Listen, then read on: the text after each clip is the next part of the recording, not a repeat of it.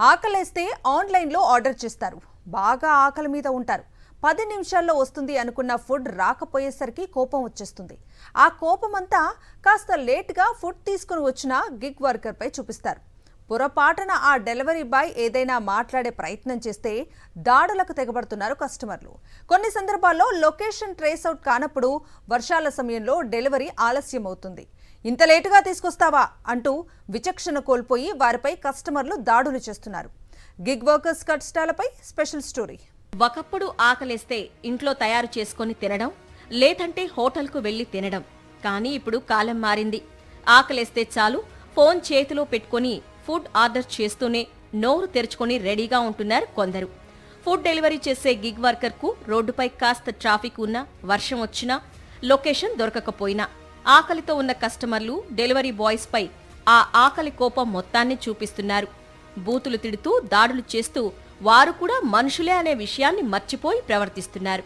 Customers కొంచెము కోపంలో మాట్లాడుతున్నారు. ఒక్కొక్కసారి మీరు లేట్ ఎందుకు ఇస్తున్నారు, మీకు ప్యాక్ అవ్వట్లేదా, ఐటమ్స్ ఎందుకు తీసుకొని వస్తలేరు అని మా పైన వల్లుతున్నారు వాళ్ళు.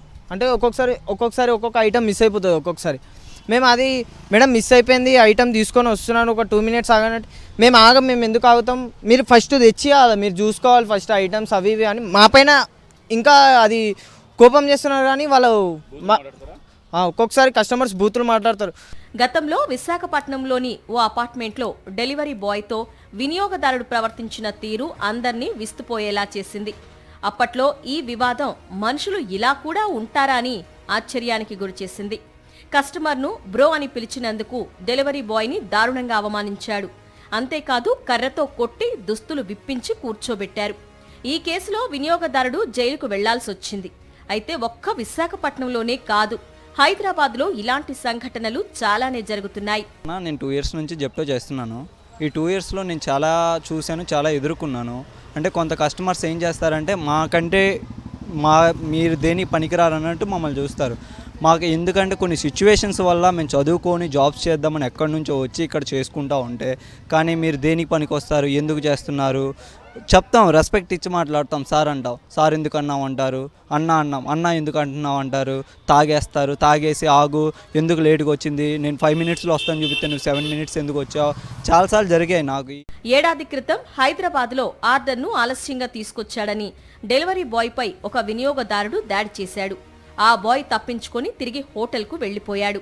ఆ వినియోగదారుడు మరి కొంతమందిని వెంటబెట్టుకుని హోటల్కు వెళ్లి మరీ బాయ్పై దాడికి తెగబడ్డాడు. ఇలా కస్టమర్లు ప్రవర్తించడం చాలా బాధ అనిపిస్తుందంటున్నారు గిగ్ వర్కర్స్. ఫుడ్ విషయంలో లేట్ అయితే కస్టమర్ కేర్కి ఫోన్ చేసి చెప్పేస్తారు. మా స్విగ్గీ కస్టమర్ కేర్కి ఫోన్ చేసి చెప్పేస్తారు ఇట్లా లేట్ అయిందని. కొంచెం ట్రాఫిక్ ఉంటుంది, వాళ్ళు కూడా అర్థం చేసుకోవాలి. ట్రాఫిక్లో సీఎం పోతారు, ఏవో మొత్తం వాన పడుతుంది, ట్రాఫిక్ ఉంటుంది. చూసుకొని మేము కూడా పోతామే ఉంటాం కదా ట్రాఫిక్లో. టైంకి పోవాలంటే ఎవరి వల్ల అవుతుంది, టైంకి అంబులెన్స్కే కాదు మాకేడవుతుంది. ఉప్పు, పప్పు, ఆఖరికి చెప్పులు కూడా ఆన్లైన్లో ఆర్డర్లు చేస్తుండటంతో ప్రపంచవ్యాప్తంగా గిగ్ వర్కర్ల సంఖ్య భారీగా పెరుగుతోంది. ఒక సర్వేలో ప్రపంచవ్యాప్తంగా గిగ్ వర్కర్లు 20 కోట్ల మందికి పైగా ఉన్నట్లు తేలింది. మరో 4 ఏళ్లలో ఈ సంఖ్య రెట్టింపు అవుతుందని అనేక సర్వేలు చెప్తున్నాయి. మన భారతదేశంలో కూడా 1 కోటి మందికి పైగా గిగ్ వర్కర్లు ఉపాధి పొందుతున్నారు.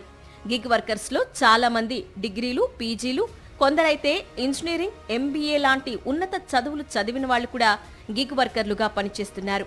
కస్టమర్లు కొందరు కొన్ని సందర్భాల్లో మీ బ్రతుకెంత అని మాట్లాడుతుండడం చాలా బాధగా అనిపిస్తుందంటున్నారు డెలివరీ బాయ్స్. వాళ్ళు లొకేషన్ ఒక్కడ పెట్టి ఇంకో వైపు రమ్మంటారు సార్. అయితే ఇక్కడ దగ్గరకు వచ్చినా కూడా వాళ్ళు రెస్పాన్సింగ్ కాల్స్ లిఫ్ట్ చేయట్లేదు సరిగా. వాళ్ళు కాల్ కట్ చేస్తారు, లేకపోతే మేము మళ్ళీ రిటర్న్ రావాలి. మేము మా పెట్రోల్ సంగతి వాళ్ళు ఏం పట్టించుకోరు. మేము వెళ్ళినా అది దాని గురించి వాళ్ళు వాళ్ళకి బాధ అనేది వాళ్ళకు ఉండదు. ట్రాఫిక్ జామ్లు, వర్షాలప్పుడు ఆహారాన్ని సమయానికి గమ్యస్థానాలకు చేర్చలేకపోతే దీన్ని సాకుగా చూపి ఆ సంస్థలు గిగ్ వర్కర్స్కు ఇచ్చే కమిషన్ను కంపెనీలు వెనక్కు తీసుకుంటున్నాయి. కొన్ని సంస్థలు ఒక్కో డెలివరీకి కమిషన్తో పాటు ప్రోత్సాహకాలు ప్రకటిస్తున్నా వాటిని అందుకోవాలంటే పెట్టిన టార్గెట్ పూర్తి చేయాల్సి ఉంటుంది. అటు వినియోగదారుల అవమానాలతో పాటు ఇటు కంపెనీల టార్గెట్లను అందుకోవటం కోసం ట్రాఫిక్తో పోరాడాల్సి ఉంటుందంటున్నారు గిగ్ వర్కర్లు. ప్రతి ఏటా తెలుగు రాష్ట్రాల్లో గిగ్ వర్కర్లపై దాడులు జరుగుతూనే ఉన్నాయి. కేసులు నమోదవుతున్నాయి. కేసులు కోర్టులకు వెళ్తున్నాయి. కానీ తెలుగు రాష్ట్రాల ప్రభుత్వాలు మాత్రం పట్టించుకోవట్లేదు. గిగ్ వర్కర్లుగా 95% మంది యువకులే పనిచేస్తున్నారన్న విషయాన్ని ప్రభుత్వాలు గుర్తుపెట్టుకోవాల్సిన అవసరం ఎంతైనా ఉంది. అటు వినియోగదారులు కూడా గిగ్ వర్కర్లను అగౌరవపరచడం సరైంది కాదు.